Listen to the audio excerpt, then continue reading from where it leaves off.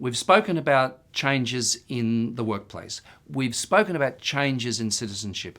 Now we're going to speak about changes in everyday life. And I'm going to really focus on one area which is interesting, which is the rise of the new media. So we're immersed in new media, which is the internet, video games, new forms of television. There's all sorts of stuff which was very different from the kind of texts of earlier modernity, which was everybody read this. There were 2 or 3 newspapers in a city, and that's all there was. 4 or 5 television channels, perhaps, radio programs that we all listened to, and it was the era then of broadcast media. We need literacy to be ongoing learners. We live in a moment of that's called the knowledge society and the knowledge economy. That means finding out information for pleasure, for entertainment, for work purposes, for navigating access to things that we might want. These are skills of literacy, and they're not just skills that require us to navigate knowledge in our own environment, but broader in the nation and, of course, internationally, because the world is interconnected more and more. And, of course, in that context of trying to negotiate and navigate information for our personal lives, we have to discern what is useful, what is not useful. There's so much information out there in so many forms, in multimodal forms, in visual, in audio, in text. We are bombarded with information. How do we figure out what is honest, what is true, what is useful? The skill of discernment is very important. What's different about new media, and what are the implications for literacy? Well, what's interesting about new media is that in the era of the newspaper, there used to be journalists and we read the paper. Now, if you've got your phone with you and you see something, you take a video of it and you upload it to Twitter or Facebook.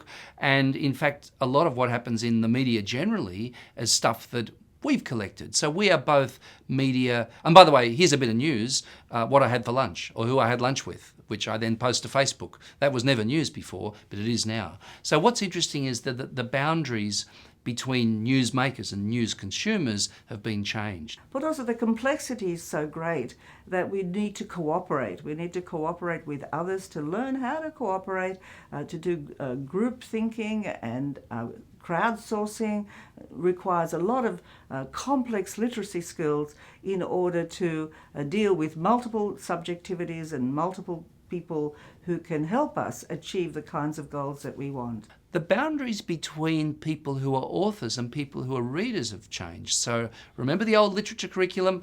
Well, somebody was a famous author and we read their book, okay?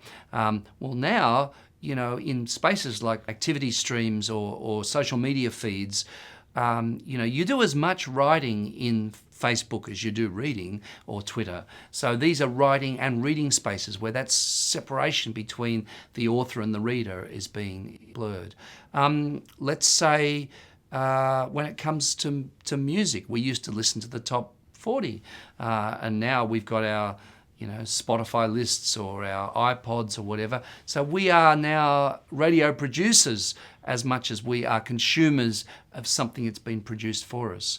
So what we've seen is a really quite profound shift in the relationships of writing and reading. Okay, and here's an irony, by the way, that we in literacy, tragically, what happens most of the time is because it's easier and cheaper to do, literacy is tested around reading comprehension. Well, that's the old view of reading, which is we're primarily passive consumers, and the comprehension questions are about what the text really says and what the author really thought. Well, of course, it's our interpretation, it's our identity which mixes up with these things, and we see different things depending on the differences in our identity. So here we have this very old-fashioned bias in literacy assessment to reading and writing, when in fact writing is more important. Now, of course, writing is harder to assess, and we still neglect the more productive aspect of literacy in our school assessments. And likewise, if you take the traditional classroom, it was one where the student was mostly a consumer of text. They listened to the teacher and they read the textbook. Whereas what fits with this shift now to from mass media to social media, mass media where we're all consumers of cultural content, social media where we're just as much producers as we are consumers. Well, can't we do that in the classroom? Can't we actually have the classroom one where the students are as much producers of knowledge as they are consumers, rather than just simply passive recipients of knowledge presented to them in text? We live in a moment of great complexity and great ambiguity.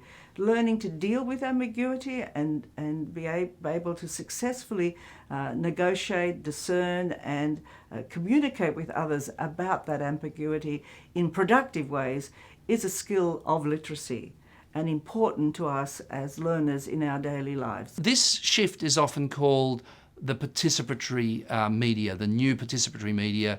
Now, the old media was about a few people speaking and many people spoken to. Now we have this new media where we're all busily speaking to each other and participating in that process. Now, it's not to say that it's all, I don't want to be utopian about it. I don't want to say it's all a fantastic set of improvements. There are all sorts of problems. Facebook owns our life because those feeds are theirs and they fill it with advertisements. So, it's not, they're not exactly being terribly generous to us because they're making an awful lot of money out of it. And also there's all sorts of social practices in those media that we might worry about: exhibitionism, narcissism, and we might worry that a tweet can't be a thoughtful text because it's too short. And Facebook feeds are not like a formal science essay or geography essay, those old-fashioned forms of writing. So there are all sorts of problems with this new media as well. Really all I'm doing now is just observing some of the shifts that are going on and talking about the consequences for our literacy pedagogy of these shifts.